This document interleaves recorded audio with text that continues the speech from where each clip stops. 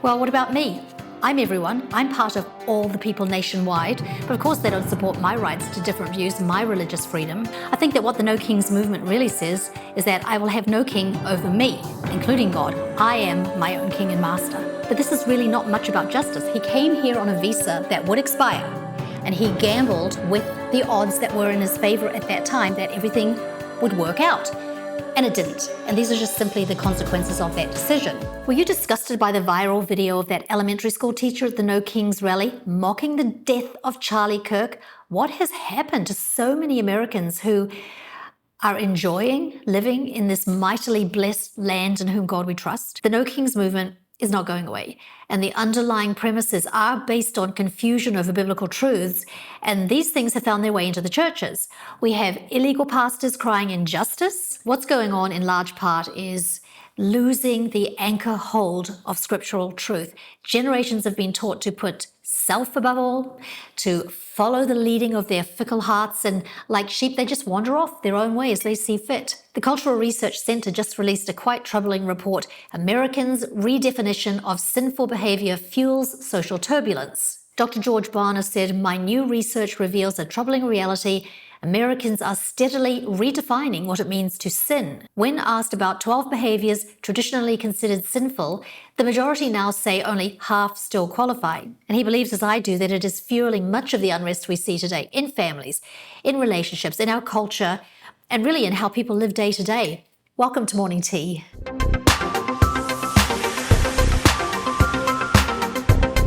Hello, I'm Joanne and I'm so glad you're here. So in summary, Dr. Barner noted that our young adults are simply less likely to identify lying, sexual immorality, and irreverence toward God as sin anymore. And the widening divide between Americans whose moral views are anchored in Scripture and those whose ethics are shaped by the culture or secular influences. So what's coming? Well, yesterday, The Guardian posted an article on the strengthening of the No Kings movement and cited quotes from some of the leaders. So here's a few. The No Kings era is here, and it's defined by widespread mass defiance of this regime. That's why we're launching a No Kings Alliance, a nationwide rapid response network built for this movement to coordinate pushback. Another one, the protest communities should also target places of commerce to disrupt the flow of capital, like sports arenas. Here's another one. I expect there will be another No Kings level mass mobilization sometime in the next several months. Another one. We need to continue building our protest, mutual aid, and civil disobedience muscles now, so that when the opportunity arises, we can peacefully dismantle this regime and undermine its pillars of support. It seems to me that the protests erupted after a wave of immigration raids and enforcement actions by ICE. I know that the protesters hold up signs that are mostly angry and they're hateful. I see LGB, I see pro-abortion, crush ICE, no one is illegal. The truth regarding ICE, they have been hired to get people here illegally back to their homelands. Number 2, unborn babies have a right to live and abortion should be illegal. 3, marriage should return to its God-ordained one man, one woman. And 4, the movement accuses President Trump of acting like a king. But a majority of people, like me, voted for him. He is doing what I, a citizen, believe needs to be done. According to another news outlet, the Economic Times, No Kings is organized and funded by people like George Soros and Democrat lawmakers like the Senate Minority Leader Chuck Schumer. And there are around about 200 progressive organizations like the ACLU who says on their website mission, defend the rights of all people nationwide, with immigrant rights, trans justice, reproductive freedom, and more at risk. We're in courts and communities across the country to protect everyone's rights, and we need you with us. Well, what about me? I'm everyone. I'm part of all the people nationwide, but of course they don't support my rights to different views, my religious freedom. I did see in the protest rallies signs about love, but very few liberal people are in my life anymore because they just can't stand to be near me. They've told me they can't stand me, but not so nicely. So I think what we should first and foremost remember is that Jesus is the King. He established his kingdom on earth. It's a spiritual body. And after his resurrection, he sat down at the right hand of God, who placed everything into his hands. And our decision is, will we or will we not submit to his kingship? I think that what the No Kings movement really says is that I will have no king over me, including God. I am my own king and master. So issues surrounding illegal immigration seems to be a big part of this movement. And earlier this year, I posted on strangers amongst us from the Old Testament, which many churches use to support their views on illegal immigrants. And I will put that clip at the very end, but there is another story that I want to highlight that is in the news today, and that is the plight of many illegal Christians, illegal pastors with churches full of illegal immigrants who are afraid to come to church now. So numbers are down, donations are dwindling, and it puts operations at risk. From the Christian Post, pastor set to self-deport after leading growth movement at Texas church. Pastor Albert Oliveira came to the United States in 2011 on a special visa, married, and has a child born in the United States. His visa is set to expire, and due to the flood of illegals that swept across the border under the Biden administration, the system is overwhelmed, and it looks like he will become undocumented before his case comes before the immigration department. So in order to avoid becoming an illegal at risk of being deported, he's going to self-deport. And this is really tough on the family. He did say he was acting out of good conscience and he was trusting that God is in control. But what was really unfortunate was his comment, "If the law as it currently stands does not offer justice to those who have done what it requires, it's for the conscience of those in power to do what is right." But this is really not much about justice. He came here on a visa that would expire, and he gambled with the odds that were in his favor at that time that everything would work out. And it didn't. And these are just simply the consequences of that decision. And I'm truly sorry for him, for all of the illegal Christians that are in that position. And I do pray that the Lord will use this greatly in the next leg of their journey. But please, particularly Christian ministers, don't use the word justice here. I actually had a similar option before me back in 1979. So my story was that I was on an exchange student visa here in the United States, and at the end of the 12-month period, I had to return to New Zealand. But by then I was engaged to an American citizen, and I wanted to have my wedding in New Zealand.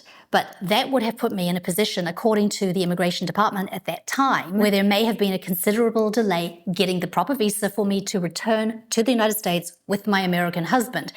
And that was a risk that I just didn't want to take. So I opted to get the fiancé petition, which allowed me to get back into the United States with 90 days to marry a US citizen, at which time I was granted a green card. And I was sad that none of my friends or any of my extended family could make that trip. It was a big deal back then.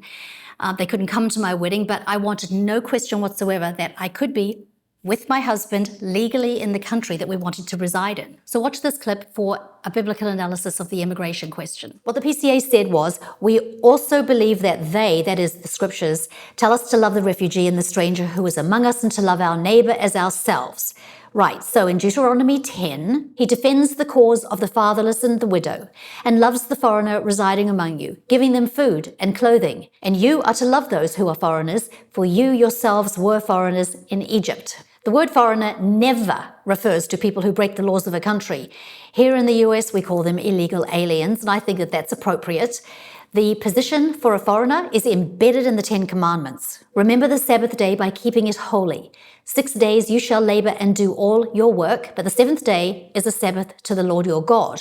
On it you shall not do any work, neither you nor your son or daughter, your male or female servant, nor your animals, nor any foreigner residing in your towns.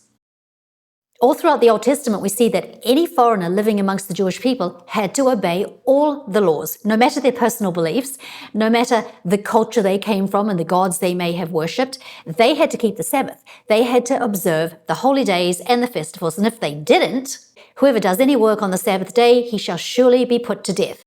There's no freedom of choice, but back to Deuteronomy 10, you should love those who are foreigners, that is, those who are living in your towns, observing all the laws. And then they're reminded what it was like to be a foreigner. And you are to love those who are foreigners, for you yourselves were foreigners in Egypt. In Joseph's Egypt, the Israelites were highly favored foreigners, and they were there legally. Pharaoh gave the Hebrews the best of the land to settle in, and that was Goshen. And they enjoyed this status for hundreds of years while they grew to be a great nation, which at some point, the numbers just got too big and they posed a threat to a new Pharaoh who didn't care about, or maybe even didn't even know about, the historical Joseph who had saved the country. and then they became slaves. And we should show love to the foreigners amongst us because it's not easy to be in a foreign land. When I first came to the United States as a card-holding foreigner, even without a language barrier to navigate, there was enough cultural shock to bring me to confusion and tears. And this went on for quite some time as I adjusted to ways that were strange to me. I couldn't understand or laugh at jokes. It all seemed so weird.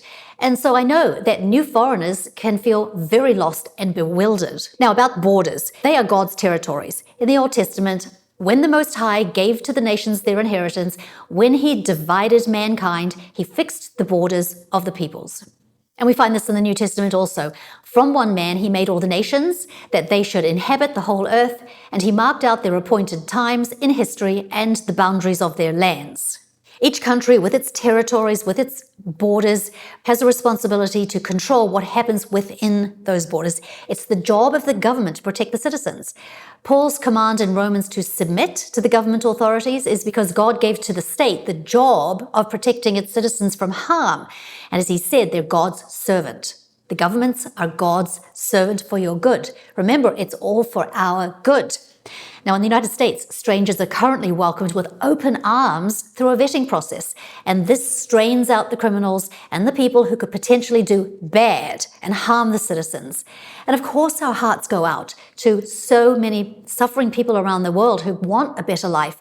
But the thinking that opening up the border to help more people is the same as thinking that you should leave the front door of your house open when you go to bed at night so whoever might need food and housing can just waltz on in. Do you know anyone who does that? This is not the way to be generous. This is the way to be taken advantage of and damaged, and it's also unbiblical. When the immigration laws are not followed, bad things happen to the citizens. And there is also terrible suffering for the immigrants because now we have open channels that are available for trafficking women and children, and drug cartels are empowered, and illegal drugs flow into the country and they bring heartache to families whose loved ones overdose. You know, if citizens want to help more immigrants and refugees, they're free to work politically to increase those numbers. But the bottom line is here, there is no biblical case for open borders. So allow me to share the process to naturalization as I went through about 25 years ago. There's the application with fee, photographs and documents to be taken, fingerprinting, the FBI background check, which took about 9 months for me. There are interviews, including a test on my ability to speak the language, which is English, and I passed. The civics and the history exam. Here's a few questions from the study guide as I prepared for that examination. Question 47, why are there 100 senators in the United States Senate? Question 72, name the amendments that guarantee or address voting rights. So after the tests are passed and the FBI background check is all cleared, there was a swearing-in ceremony in the state Supreme Court. It was elegant, it was highly emotional as all the new citizens, and there were about 100 on my day, together we pledged our oath of allegiance. I hereby declare on oath that I absolutely and entirely renounce and abjure allegiance and fidelity to any foreign prince, potentate, state or sovereignty of whom or which I have been heretofore been a subject or citizen, that I will support and defend the Constitution and laws of the United States of America against all enemies, foreign and domestic, that I will bear true faith and allegiance to the same, that I will bear arms on behalf of the United States when required by law, that I will perform non-combatant service in the armed forces of the United States when required by the law, that I will perform work of national importance under civilian direction when required by the law, that I take this obligation freely without any mental reservation or purpose of evasion, so help me God. These are very reasonable and proper requirements for anyone who would like to live amongst us and partake from the tremendous blessings God has bestowed on our republic. I'd love to know your thoughts. Leave comments below. Before I go, I want to remind you about our live stream every Sunday, 7 p.m. Arizona time. And also, don't forget to look for the blessings because they're all around you. Bye-bye.